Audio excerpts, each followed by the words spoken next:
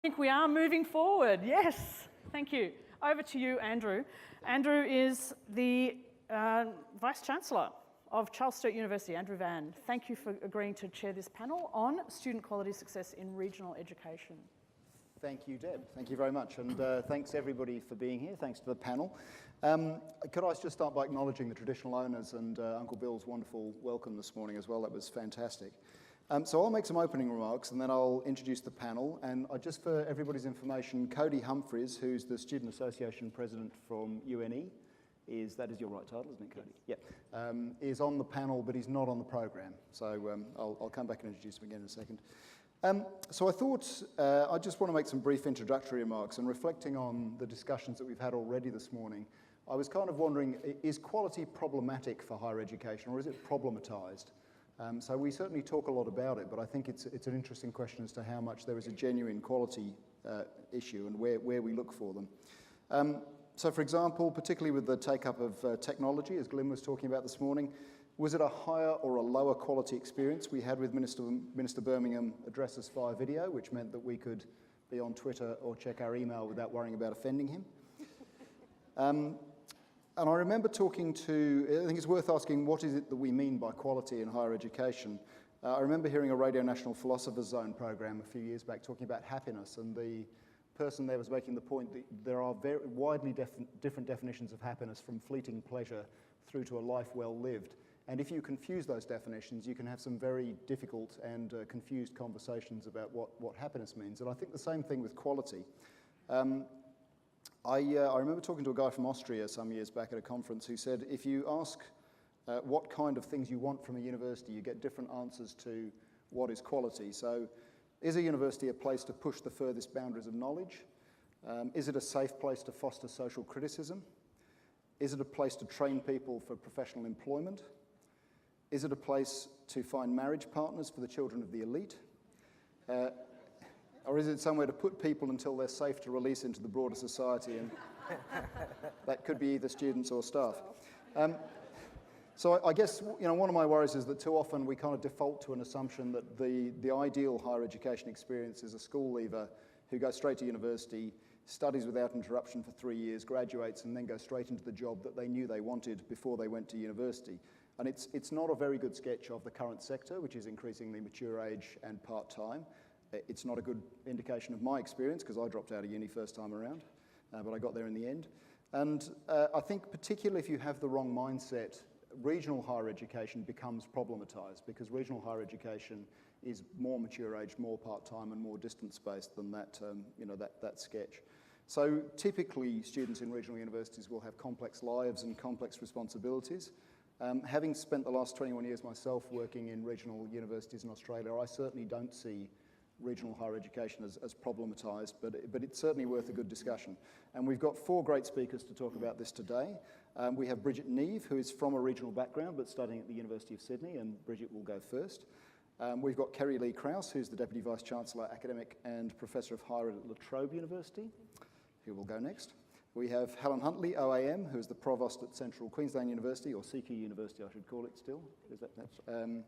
And last but by no means least, we have Koady Humphreys, the Student Association President for UNE, who, as I mentioned, is not on your program, but he's very much here, and we're very pleased to have him. So they're going to speak for about 5 minutes each, and then we'll have time for your questions. So please do send your questions in, and as a reminder, if you want to target your question to one of the panel members, please flag that up at the start of the question. So we'll start with Bridget. Thank you. Thanks, Andy. Away you go. I guess I'll be coming to the topic today from a different perspective than these guys. Rather than being intimate with the statistics and metric measures of quality, success and student life, I have daily experience with the tensions that are caused to the experience of students by problems and discrepancies in these measures. I live and work for Australia's first student-managed housing cooperative, independent. It's associated with the University of Sydney. It was set up with funding from the Department of Social Housing, the University of Sydney, and student-run completely. We have a legal requirement that 2/3 of the people that live there are from a low SES background and eligible for social housing. So it has given me like a really unique experience to have grow up and like live around 40 other people like this.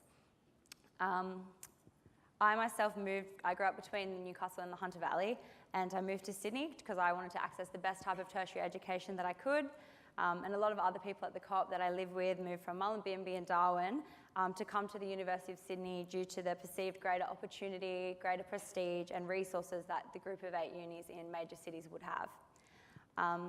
I want to draw on the fact that my perspective has highlighted for me that the quality and success outcomes in central city universities is largely mitigated by informally measured challenges to students, as well as how these challenges are compounded, especially for financially independent low SES students transitioning to the city.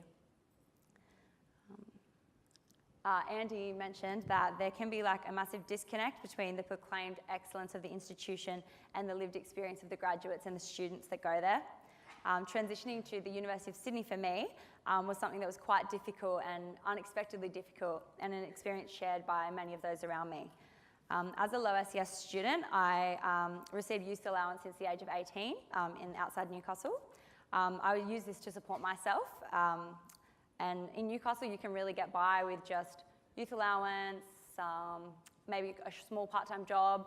Rent in the centre of the city is like $120 per week, so it's completely fine and it works. In Sydney, it was a very different story, and it's something that the extent to which I really couldn't have anticipated. With the maximum youth allowance rate being $250 a week, and then the cheapest university accommodation being $270 a week, that highlights the kind of discrepancy that you have to deal with. And that's a very low amount of the accommodation is $270, and with the University of Sydney it does go up to $750 a week. So the idea that I had of coming to the city as a financially independent student, it wasn't really as glamorous as what I thought I might be experiencing. I soon realised that the typical experience that I saw at college had a price tag on it, which really does require intergenerational wealth transfer, without exception. Even with government benefits and working 2 days a week alongside study, accumulating that kind of money wasn't possible for me. And this has been exacerbated by skimming of welfare state measures like the relocation scholarship. That was a scholarship which provided financial assistance. It was by Centrelink to allow students to move from regional and smaller cities to large metro areas. Whilst this scholarship still exists, there's been slow redefinitions of the terms rural, regional and major city in Centrelink's terms, which means that whilst the scholarship hasn't changed, the students that then can fit into that scholarship's requirements are getting smaller every year. So had I moved like 3 years ago, I would have been in the right area, and that is a wonderful scholarship. It provides like, I think $4,000 for the first year, $3,000, and decreasing year after year. But however, yeah, that's a measure that's being decreased. This year as well, the change to the student startup scholarship has been something that's impacted me quite negatively, because in the past it had helped having $1,000 each semester provided by Centrelink to assist things like textbooks and unexpected charges like dental and stuff like that. However, now it's a loan which adds to your HECS debt, and it kind of further disincentivizes study for students that are already financially independent. Students like me who face this dual struggle of having to relocate to achieve what you believe would be the best possible education you can have, and being low SES, it creates a burden that often sees us fall through the cracks of the university system, because there is the need to work very hard to earn enough money to pay rent, and you don't have any connections in the city. You also have a lack of knowledge of how to do very basic things moving out when you're 18, like work out a share house lease, or how to provide, like go for a new dental provider, or how much you have to pay for dental care. That's something I had no idea about until 2 years ago, and that was a big shock.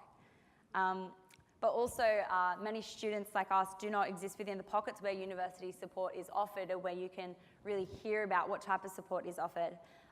Lately, I've been spending time in the past year with friends of mine at official university accommodation places like the colleges and official accommodation, and I've learnt about so many services which I had no idea about living in student share houses and student cooperatives.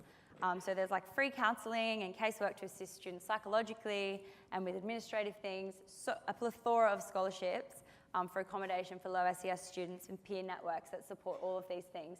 However, I feel like this often doesn't get to the students that really need it, because from my perspective, being a first-in-family student to go to university, scholarship wasn't really something that I'd heard tossed around until actually being at university and hearing that all these wonderful scholarships that people were receiving. For example, someone that I live with at the co-op, we've talked a lot about her experience. She moved from Mullumbimby to Sydney in a completely financially independent state. And there are a plethora of resources that USyd could offer to her. However, it couldn't possibly reach her. She was living in a share house about an hour west of university on public transport. It took all of her capacity to simply go to uni, go okay in her studies, and work enough to make ends meet and pay her rent. Leaving students like her completely at odds with the university social community and the networks that would enable the transition to be somewhat supported. As well as not having the creative energy or time at the end of the working week to get involved with student advocacy and bodies like the NUS or the SRC, which could enable this perspective to be heard more and go into the decision-making process more. For example, at my university, I was very shocked to find out that we don't have a low SES officer on the Student Representative Council, while we have officers for most other identities such as women's officer, LGBTQI officer. We don't have anything for low SES, and I would say that this is largely due to the fact that people that very much empathise and are passionate about this experience don't have the creative energy at the end of their week to be involved in this type of advocacy.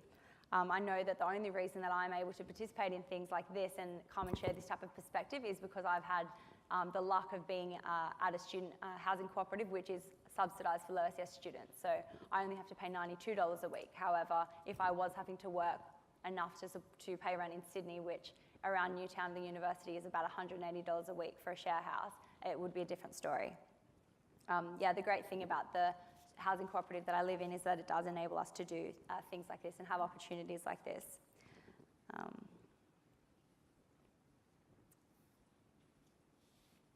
Being surrounded by so many students sharing feelings of moving to university and slipping through the cracks of university support systems has showed me that there is a big disconnect between institutions with a lot of prestige and wonderful resources like my university, and how this doesn't necessarily translate into student livelihoods and outcomes for a large group of the population.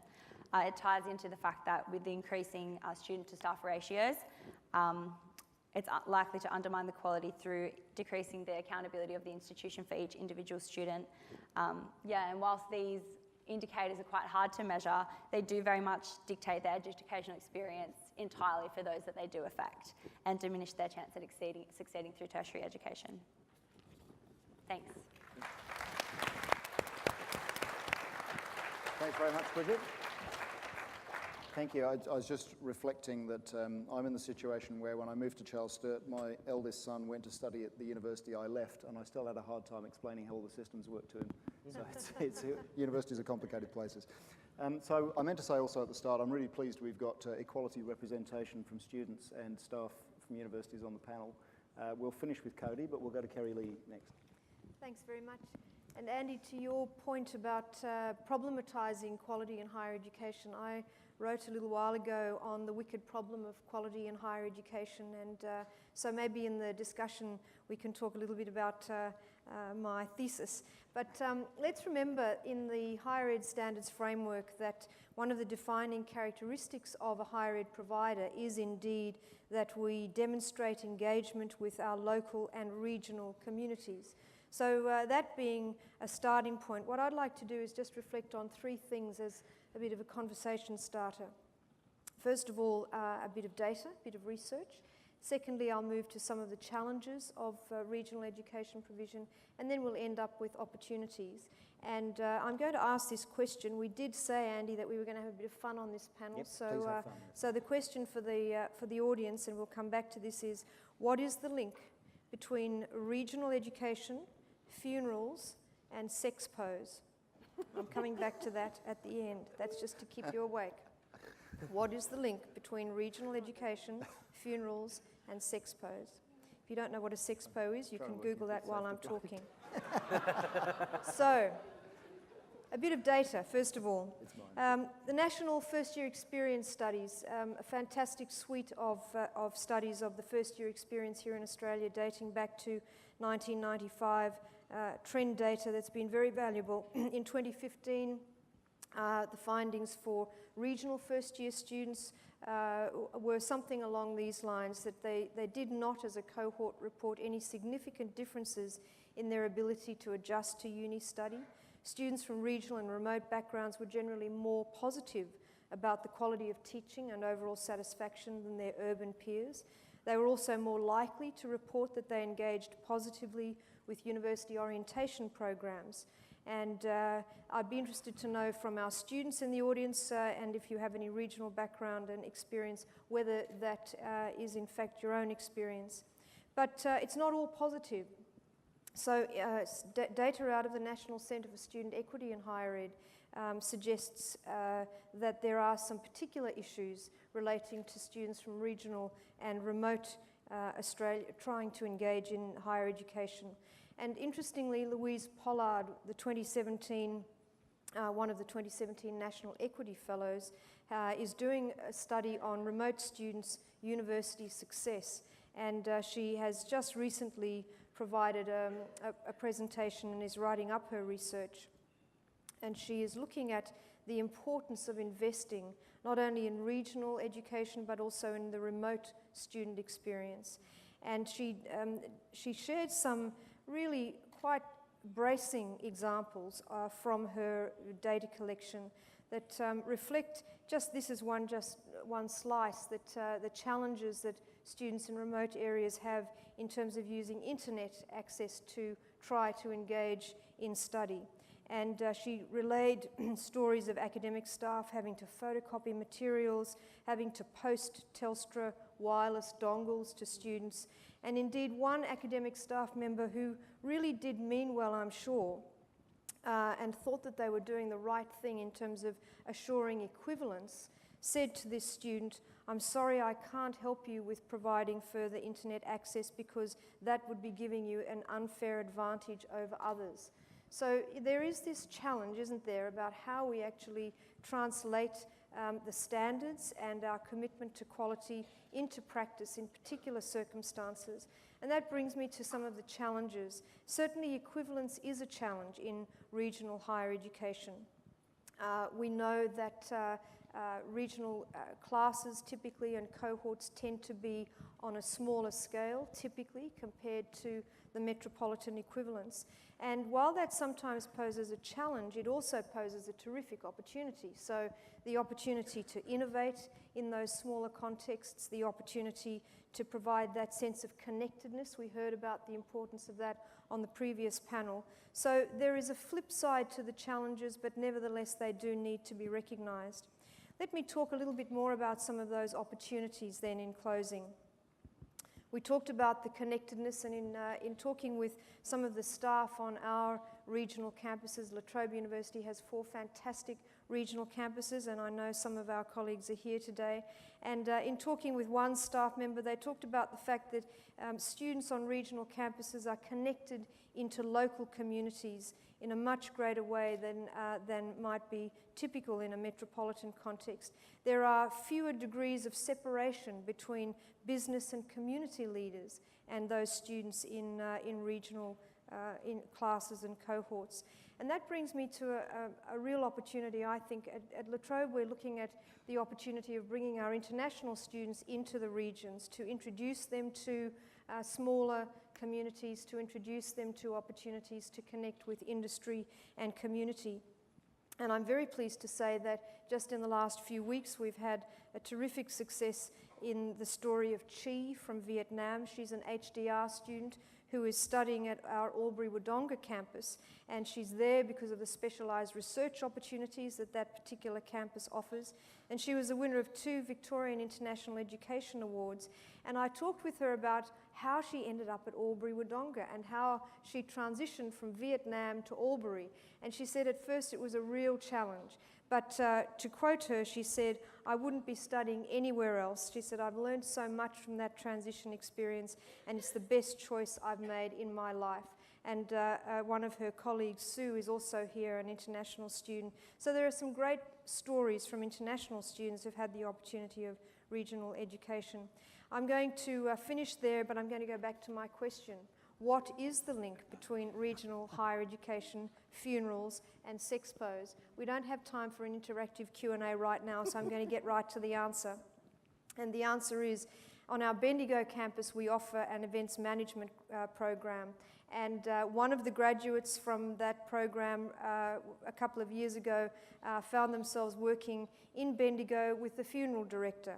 Perhaps not necessarily the employability outcome that that person envisaged at the start, but actually when you sit down and think about it, those skills are indeed highly appropriate for working with members of the public on occasions that really do need that sort of skill and expertise. And where do sexpos fit in? Well, just a few weeks ago we heard that, again, one of our graduates from this program has been employed by the organisers of the Sexpo, Sexuality, Health and Lifestyle exhibition, just in case you weren't sure. And again, not necessarily one of your most typical graduate destinations from this program, but another good example of where a student on a regional campus has found terrific employment outcomes. And I do hope you've read The Australian today, the higher ed supplement, where we talk about the importance of regional education as investing in the regions and employing regional students back in regional contexts. And there is some great data on that. I'll stop there, Andy. Thank you, Kerri-Lee.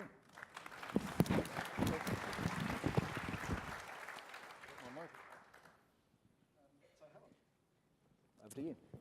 Thanks, Andy, and thanks, Kerri-Lee. Thanks, everybody, for your participation this afternoon. Just like to note that my presentation is not going to include either death or sex, but I hope you find it interesting nonetheless. So the theme of the 2017 TEXA Conference, Students, Quality and Success, and in this particular panel with a focus on all of those elements in regional education.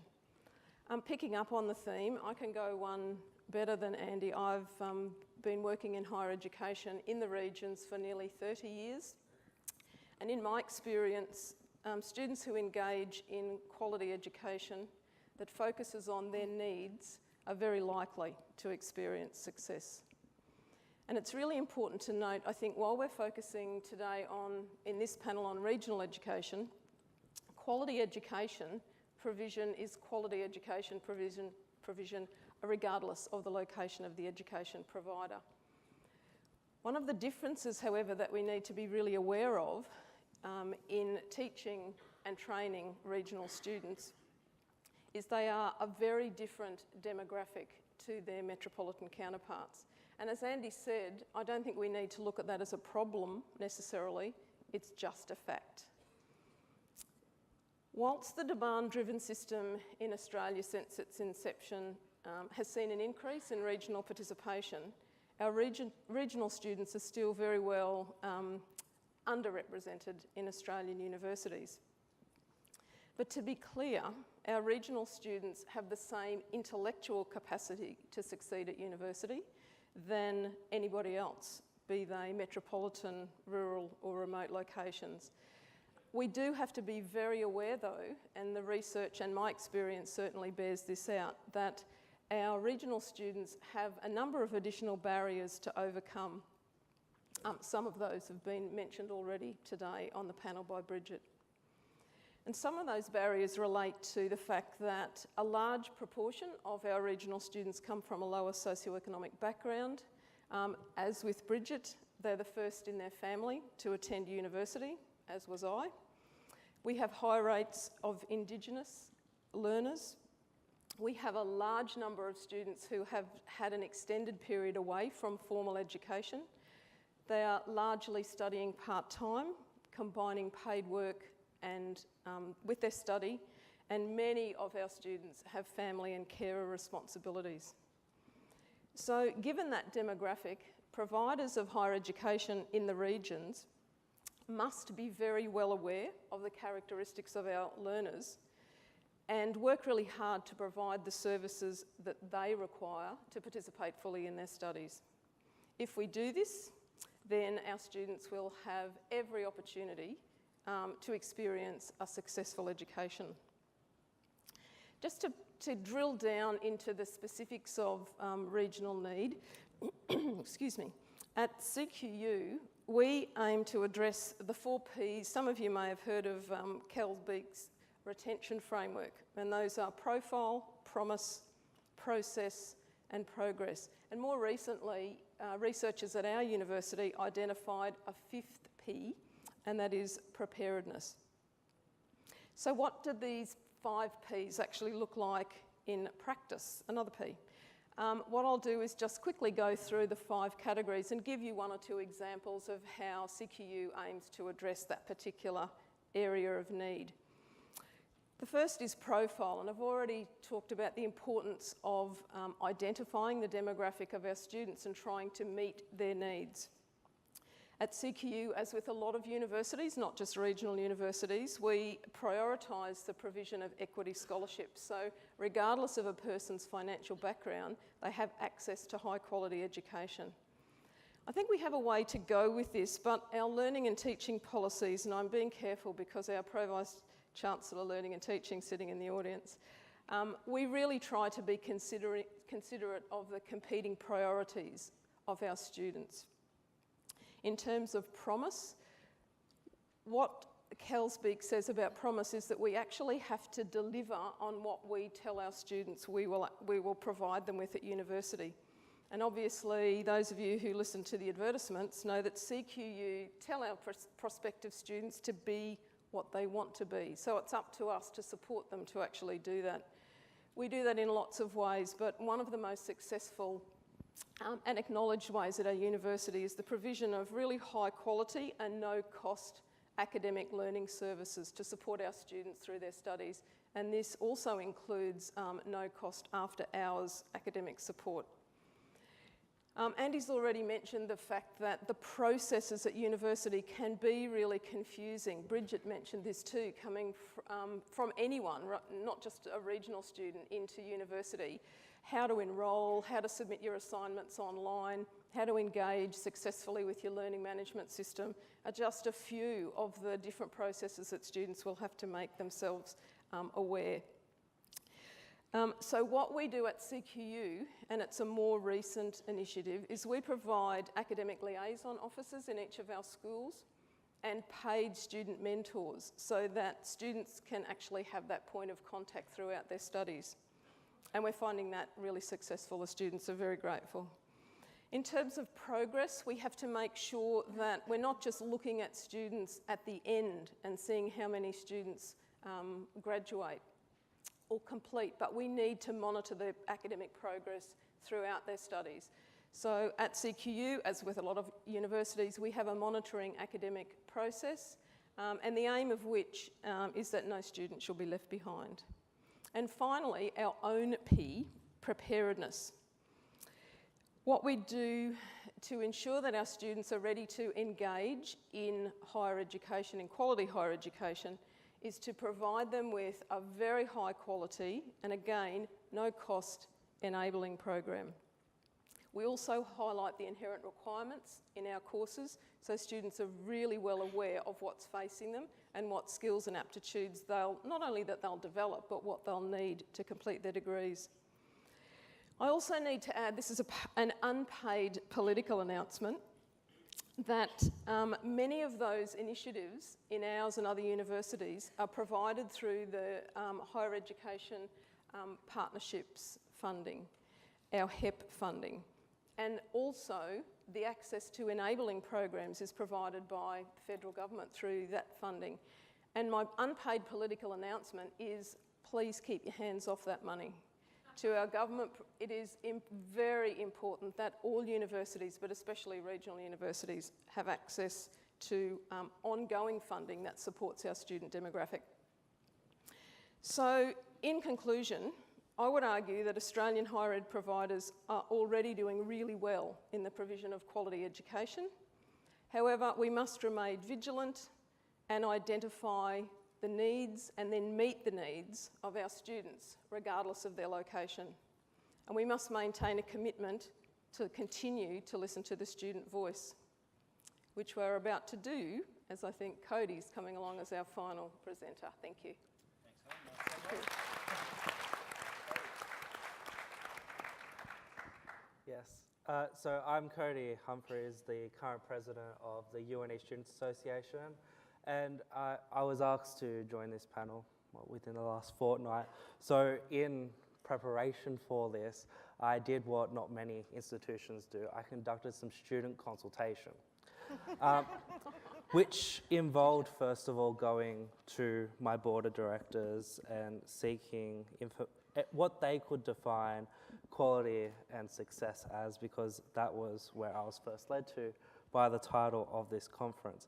Now, one who is particularly notorious for being cheeky sent me screenshots of the Google definitions of quality and success. So the definition of quality is the standard of something as measured against other things of a similar kind. Now, you obviously can't measure quality against quality because that would be nonsense. And then you've also got success, the accomplishment of an aim or purpose. Now, I went back and took this to the board and then again to more students that came along to our most recent open meeting, and more ideas came through. And there was a genuine consensus among students that success is measured by our personal accomplishment. So at a more grounded level, it's success is very selfish in nature. So it's our journey, which led back to the person that sent me the screenshots going, it's like the difference between a pair of Timberlands and your pair of $30 shoes off boohoo.com.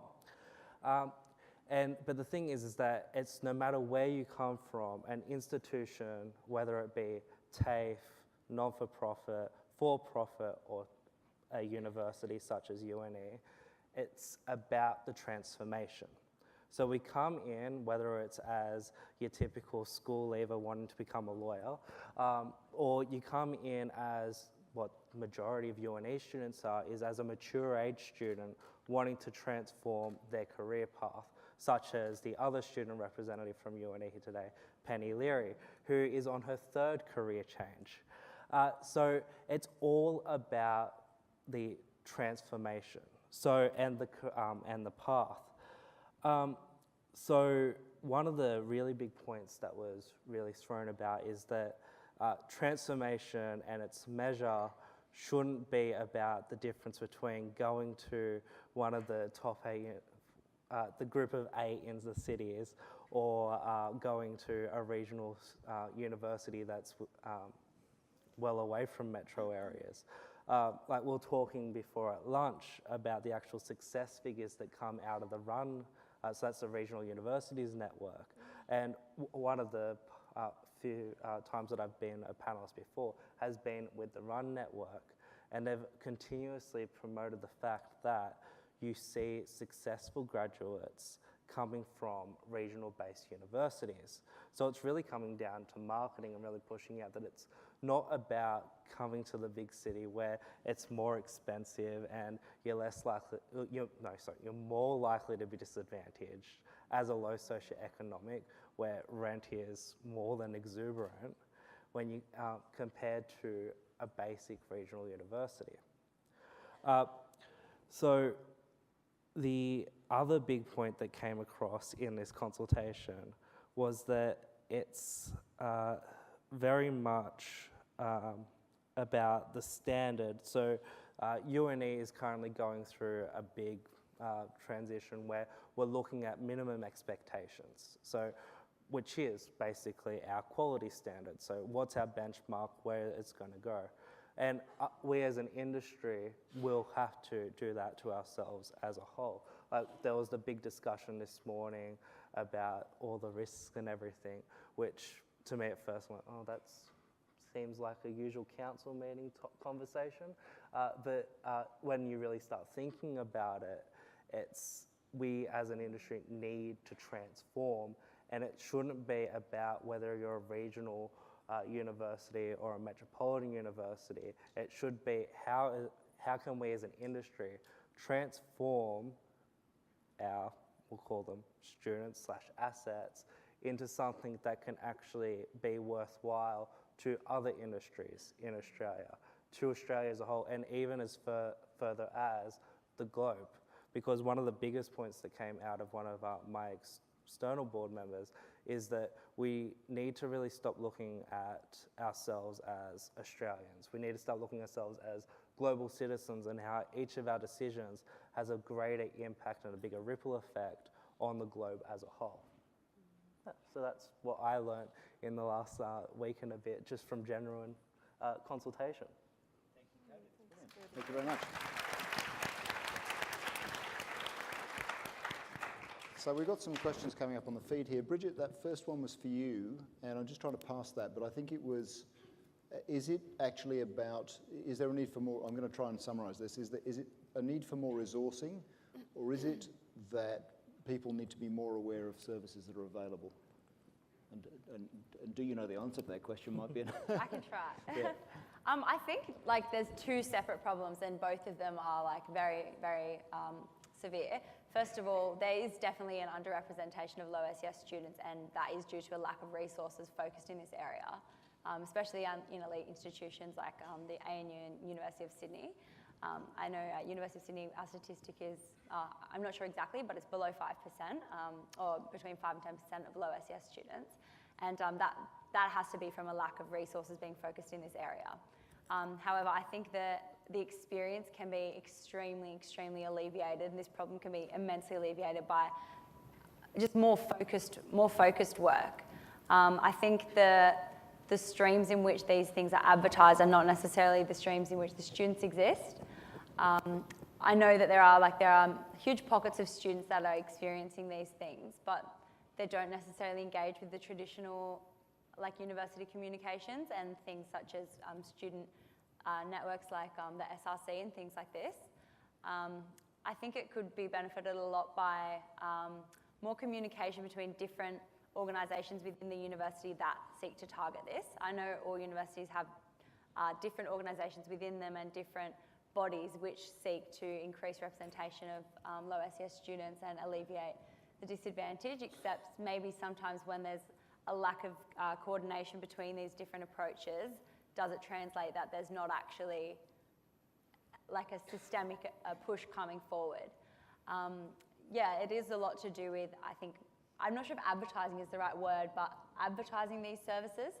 I know I haven't ever had a problem hearing about the number of opportunities that I can go on exchange, because that's something that I always find information about this online on the website and stuff like this, but support for low SES students and ways that I could receive support isn't something that I've been bombarded with myself. It's something that I've very much gone into look at myself, which is, it's good for students to have the initiative to do this themselves, but also I think there is a responsibility on the institution to infiltrate these circles and do this. Yeah, that's all I'd say on that. Thank you. And actually, I think there was a comment, is this an example of creating resilient students? And I think the answer to that must be yes. We might I think I've just realised they're filled from the bottom, not from the top. So one of the questions which I think would be interesting for people to comment on is, how can we overcome the perception of regional universities that leads to students thinking that the Group of A are the only places for opportunity? I don't think that's what you said, Bridget, but would someone like to comment on the relative perceptions? Actually, anybody, but from a student perspective, it might be, because Koady, I think you said you came from Sydney to uni, didn't you? So do you have any comments on how you understand those things? Bridget, you said that you deliberately went to Sydney to go for a good quality education, but any comments from either of you on? Well, see, I actually went to uni for quality. Yep. So same argument. So one of the big things I finished HSC in 2013, and one of UNE's biggest promotions was flexible study, and a really strong thing within the community was that there was a quality education provided there because of the staff to student ratios. So rather than being 1 in, basically 1,000 as they say about anyone in the metropolitan universities, you were 1 in 30, just like you were during the last 13 years of education. So again, there was the comfort that you could go into your studies and understand that the assistance that you may need as an incoming student is at arm's distance. You're not And if you do yell out or ask a question, chances are you're going to be recognised and pointed out and responded to, rather than being part of a massive cluster. Yeah, thank you. Bridget, do you have any comments on, I mean, I took it from what you said that your main issue has been the kind of living side of it. From an educational point of view, you haven't felt, I mean, you've been happy with what you've got from your experience at Sydney, I presume? Is that? Yeah, so amazing. I definitely don't question my choice of whether to have come to University of Sydney. I love it. I think it's fantastic. Such a rich learning environment, and I think, like, I hear the same thing from University of Newcastle students, that I don't think, there hasn't been that many complaints that I've seen on behalf of the actual quality of education. More about the accountability of each student to, like, the university to each student. And on that, so whilst I was doing my rounds with my board and students, a lot of them have studied at other institutions. So they're constantly comparing the teachings at Deakin to UNE, and then Monash to UNE, Monash to Deakin, and everyone against everyone. And what it really comes down to is that every student is different. And being able to teach to an individual is probably one of the most difficult tasks that there is, because everyone takes in and absorbs knowledge and translates it very differently to the next person. Yep. Thank you. I'm just wondering, what about there's an elephant in the room question there. Is there a danger that the fact of regionality becomes an excuse for lower quality or poorer student outcomes? Who'd like to pick that one up? Oh, look, I'll jump in there. Why not? I think that's always a risk, you know, that's one of the themes we picked up earlier today, that if all we rely on is perception and anecdote, then we're in, I think, very dangerous territory on all sorts of fronts. But let's talk about regional education. So I think that's why having robust data sets, both qualitative and quantitative, from a range of sources, is just so critical. And gathering that data, hearing the student voice about their experiences, and making sure that we're getting those strong stories and strong evidence-based stories out there into the community, into newspaper headlines. You know, I think that's really important. Yep. It's too easy to stereotype. And you know, I think hopefully from what I've said, you've heard me emphasising the real strengths of regional education. And I like what you say, Koady, about the fact that each student is different.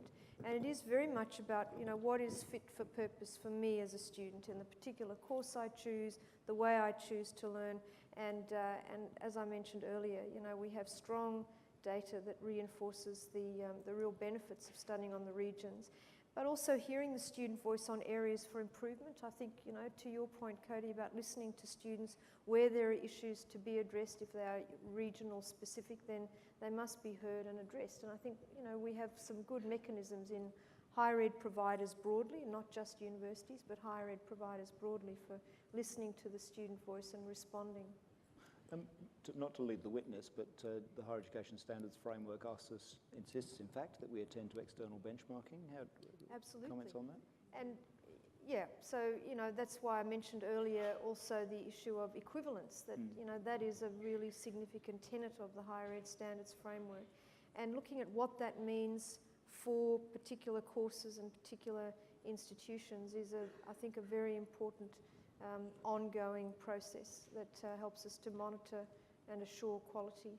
Thank you. Helen, do you want to? Andy, yes. And look, sometimes I get a little bit offended that the only measure that seems to be valued in this country and many others of successful outcomes for our higher education students is completion rates and attrition rates. And I'm really mindful that regional universities such as ours do not have enviable attrition and completion rates. But what we need to say is that we're working really closely with our student bodies to address the needs of our students. And some of our students won't finish their studies. That's not to underestimate the importance of the experience that our students have had and how that changes their lives. And I'm not making an excuse, but whether they have completely got to the end and graduated and gone out and received a job, or if they've gained experience and self-confidence in completing some of their degree or some of their qualification and gone back to get a job or into their community, I think is a valuable experience and is a valuable outcome. The other thing to pick up on the point of the measure of success in for regional universities is we celebrate our regionality. I'm not suggesting that metropolitan universities don't do this, but we take great pride in engaging really closely and significantly and substantially with the communities in which we live and work and the industries who support us through internships and work integrated learning. In many instances, we're bringing in the experts from those industries to co-create the knowledge of our students who will go out and be employed in those industries in the regions.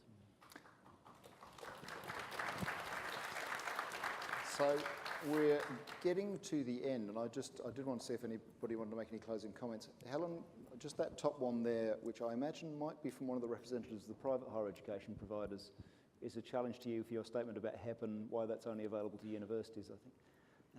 Do you want to make any comments on that? So the question is, does your unpaid political announcement advocating funding to support students being left alone go so far as to advocate this funding be available to all higher education providers, not just universities?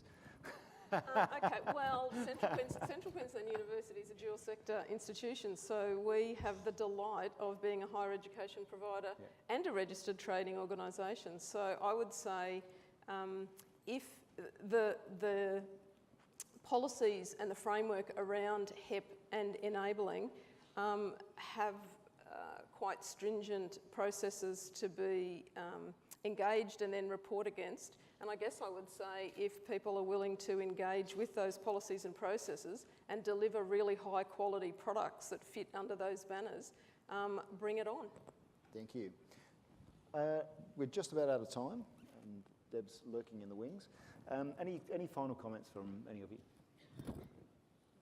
Yeah, I'll just say, like in response to the question saying how can the university contact these low SES students, I would say one thing that my university has really helped me with is developing a low SES student network society.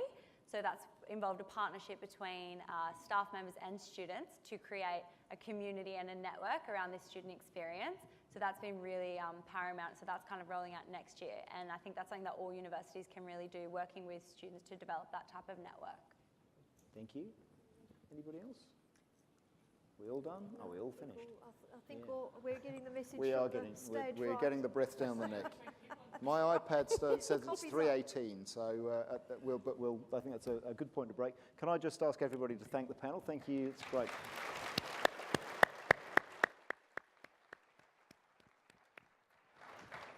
And thank you to Andy as well.